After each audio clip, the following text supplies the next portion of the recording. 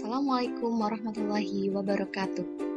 Perkenalkan, nama saya Hanin Aisyah Fajirasari dengan NIM 2017-405032 dari kelas 5 PGMIA. Pada video kali ini, saya akan membahas tentang LMS atau Learning Management System yang termasuk dalam mata kuliah literasi media. Apa sih itu LMS? LMS singkatan dari Learning Management System. LMS merupakan suatu aplikasi perangkat lunak yang dirancang untuk membuat, mendistribusikan, dan mengatur penyampaian materi pembelajaran dalam jaringan. LMS ini bertujuan untuk memudahkan tenaga pendidik dalam merencanakan proses belajar online. Di sini terdapat beberapa contoh aplikasi LMS, diantaranya Google Classroom, Kahoot, Prezi, dan lain sebagainya. Dan di sini saya memilih Google Classroom. Apa sih itu Google Classroom? Google Classroom merupakan layanan web gratis yang dikembangkan oleh Google untuk sekolah, yang bertujuan untuk menyederhanakan, membuat, mendistribusikan, dan menilai tugas tanpa harus bertatap muka. Tujuan utama dari Google Classroom ini adalah untuk merampingkan proses berbagi file antara guru dan siswa. Google Classroom menggabungkan Google Drive untuk pembuatan dan pengiriman penugasan, Google Doc, Chat, dan Slide untuk penulisan, email untuk komunikasi, dan Google Calendar untuk penjadwalan. Siswa dapat diundang untuk bergabung dengan kelas melalui kode pribadi atau secara otomatis diimport dari domain sekolah. Setiap kelas membuat folder terpisah di drive masing-masing pengguna, di mana siswa dapat mengirimkan tugas untuk dinilai oleh guru. Nah, itu dia penjelasan mengenai Google Classroom. Bagaimana sih cara menggunakan Google Classroom? Mari kita simak langkah-langkah dalam mengoperasikan Google Classroom berikut ini. Nah, langkah yang pertama, kita masuk melalui browser atau Google Chrome. Kemudian kita ketik Google Classroom.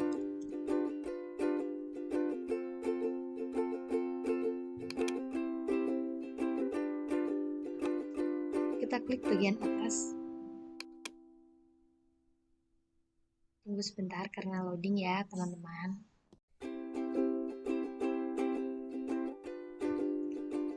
Nah, ini adalah tampilan beberapa kelas yang saya ikuti. Nah, selanjutnya kita klik tanda plus pada bagian ini. Di sini terdapat dua pilihan, gabung kelas dan buat kelas. Karena di sini kita akan membuat kelas, jadi kita klik buat kelas. Dan apabila kita klik gabung kelas, itu artinya kita mengikuti kelas dari orang lain. Kita klik bagian pada buat kelas. Kemudian kita beri tanda checklist, kemudian kita klik lanjutkan. Di sini ada nama kelas, bagian, mata pelajaran, dan ruang. Nama kelas kita bisa tuliskan contoh 5.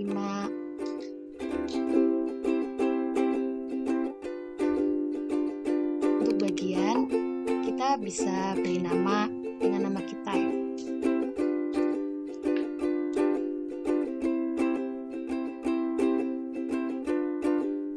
Untuk bagian mata pelajaran, kita tulis misalkan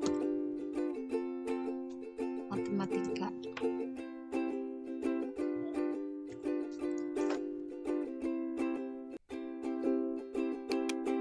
Kemudian ruangannya kita tulis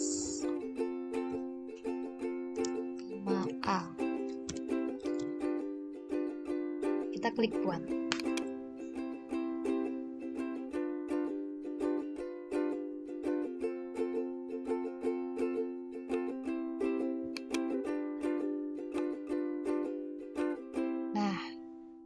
Jadi tampilannya seperti ini ya teman-teman. Kemudian jika kita akan mengubah pada bagian ini, kita klik sesuaikan. Kemudian kita bisa mengubah berbagai warna. Kita pilih, misalkan kita pilih warna biru. Kemudian kita simpan. Nah, maka tulisannya akan berubah menjadi warna biru. Setelah seperti ini, kita lanjut ke bagian ini. Nah, seperti itu ya teman-teman. Selanjutnya, sebelumnya saya sudah membuat kelas. Caranya sama seperti tadi, cuma bedanya ini ada anggotanya. Nah, di sini terdapat kode kelas. Kode kelas ini bisa kita share agar teman-teman atau siswa bisa bergabung ke kelas yang telah kita buat. Untuk mengecek siapa saja yang sudah bergabung pada kelas yang telah kita buat, kita bisa cek pada bagian orang.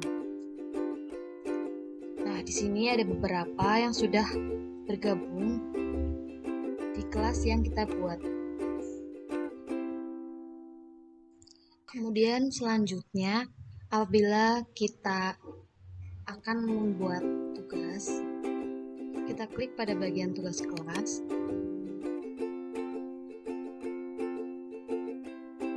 Kemudian kita klik buat. Nah, di sini ada beberapa pilihan, ada tugas, tugas kuis, pertanyaan, materi. Nah, misalkan kita akan memberikan materi kepada siswa, kita klik bagian materi, kemudian kita beri judul. Misalkan kita klik materi tentang perkalian. Kemudian pada deskripsi kita bisa isi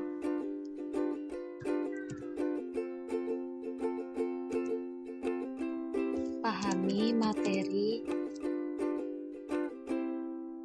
tersebut.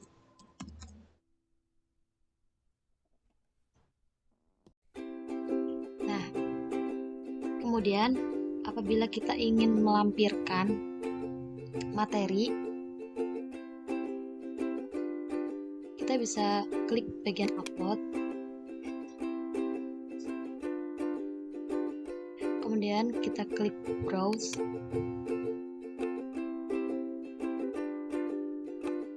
kita pilih materi apa yang akan kita share ke murid kita. Contoh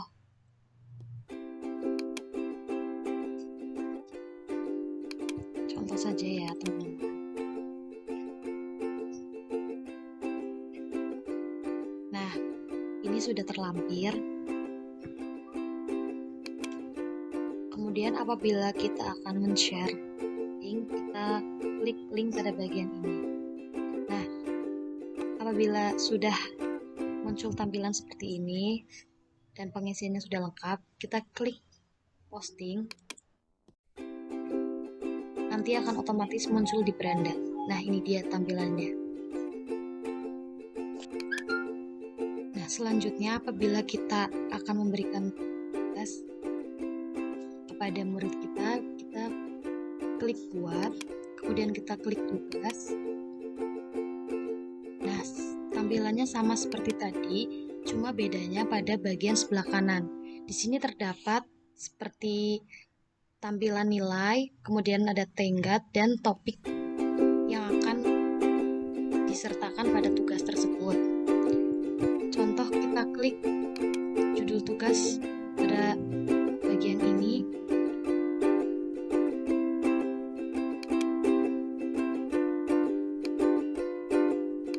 Kita beri contoh dengan judul ulangan perkalian. Nah, selanjutnya pada bagian deskripsi kita bisa ketik contoh doalah sebelum mengerjakan dan kerjakan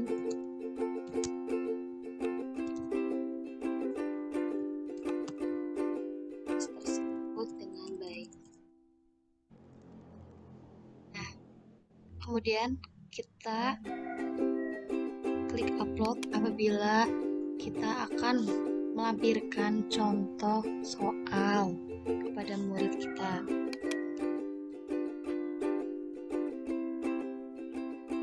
Ini bebas ya, kita pilih contoh yang akan kita lampirkan.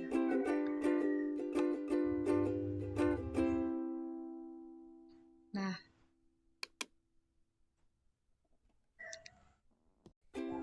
selanjutnya pada bagian semua siswa, di sini terdapat pilihan tugas tersebut akan diberikan kepada semua siswa atau kepada siswa tertentu. Nah, kita contohkan, kita kirim untuk semua siswa. Jadi kita klik pada bagian semua siswa. Pada bagian poin kita bisa klik poin yang akan kita berikan kepada siswa. Contoh, apabila benar semua kita klik, kita tulis 100.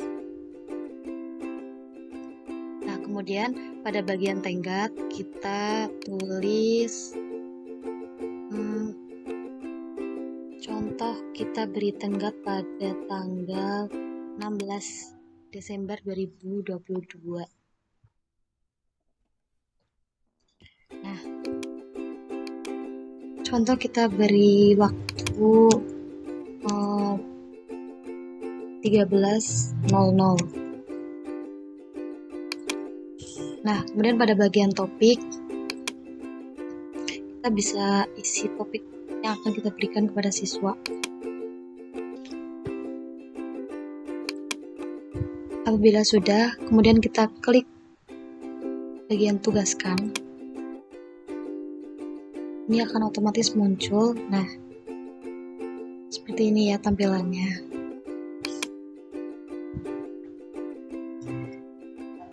Baik, teman-teman. Di sini saya sudah meminta teman saya untuk mengerjakan tugas yang saya berikan. Nah, di sini kita bisa mengetahui siapa saja yang telah mengerjakan tugas yang kita berikan.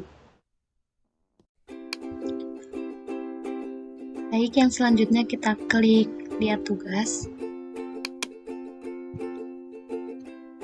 Nah, di sini kita bisa memberikan nilai kepada murid atau teman kita ya. Contoh, kita beri nilai 80. Nah, kemudian kita klik kembalikan, maka nilai tersebut akan muncul pada Google Classroom murid atau teman yang telah mengikuti kelas kita. Kita klik kembalikan. Nah, di sini terdapat komentar pribadi, jadi kita bisa memberikan komentar kepada murid kita. Misalkan,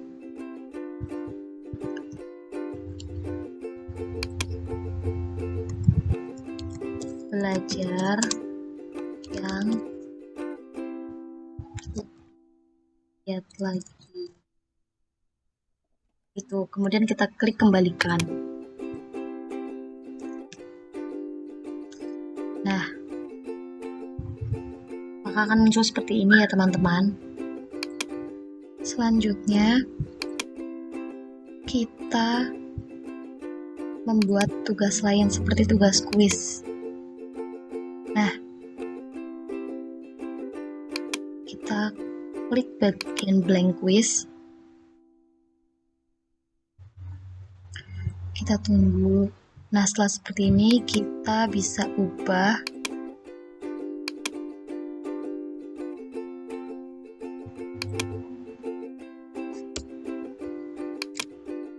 judul pada blank quiz tersebut.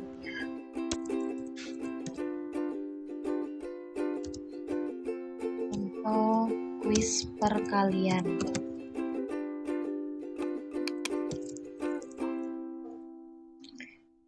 Kemudian kita buat contoh pertanyaannya. Misalkan 6 dikali 4. Nah, selanjutnya kita buat pilihan jawabannya. Contoh yang pertama, kita buat pilihannya 25. Nah, ini baru satu pilihan. Kemudian apabila kita akan menambah pilihan lain, kita tambahkan opsi di sini. Nah, seperti ini. Misalkan 20. Selanjutnya 15. Yang terakhir.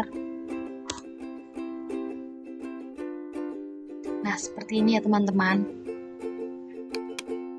Setelah itu, apabila kita ingin menambah pertanyaan, kita bisa klik tanda tambahkan pertanyaan.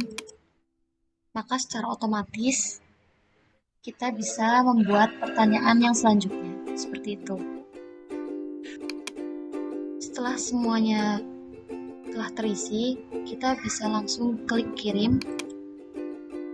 Nah, setelah kita klik kirim akan muncul tampilan seperti ini. Pada tampilan ini kita bisa mengirimkan ke email orang tertentu, atau apabila kita akan mengirimkan link, kita bisa klik pada bagian link. Seperti itu ya. Contoh di sini kita klik akan kirimkan ke, nah ini email saya.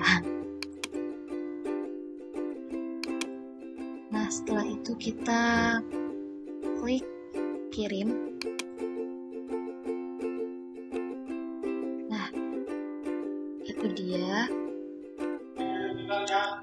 Nah, itu dia cara-cara tentang cara mengoperasikan Google Classroom. Jadi dengan ini kita bisa mengetahui bagaimana cara mengoperasikan fitur-fitur penugasan di Google Classroom. Seperti itu ya teman-teman. Mungkin itu yang bisa saya jelaskan. Apabila ada kekurangan, saya mohon maaf yang sebesar-besarnya. Wassalamualaikum warahmatullahi wabarakatuh. See you next video.